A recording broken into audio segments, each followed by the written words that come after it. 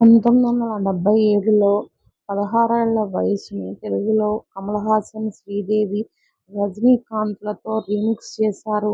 ఈ చిత్రంతో దర్శకుడుగా పరిచయమై సంచలనం సృష్టించారు. ఈ సినిమాతోనే ఔట్డోర్ షూటింగ్ల యుగం ప్రారంభమైంది. ఆయన నేరుగా తెలుగులో తెరకెక్కించిన 'సీతాకోకచిలుక' 1981 చిత్రం ఒక అద్భుత ప్రేమ కావ్యంగా ఇండస్ట్రీ హిట్ సాధించింది.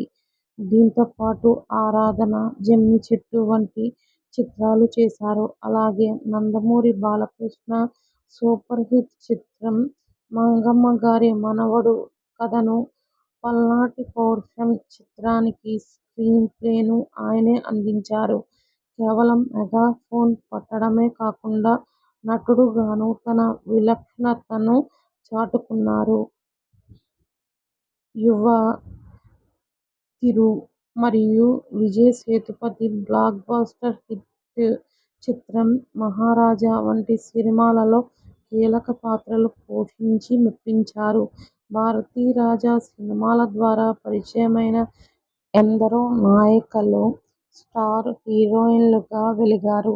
విశేషమేమిటంటే ఆయన పరిచయం చేసిన ఎక్కువమంది హీరోయిన్ల పేరు 'ఆర్' అక్షరంతోనే ప్రారంభమవడం ఒక పెద్ద సెంటిమెంటుగా నిలిచింది. తన సినిమాల్లో హీరోయిన్స్కు మేకప్ లేకుండా ప్రకృతి సిద్ధమైన పల్లెటూరి అందాలతో అత్యంత సహజంగా చూపించడం ఆయన శైలి.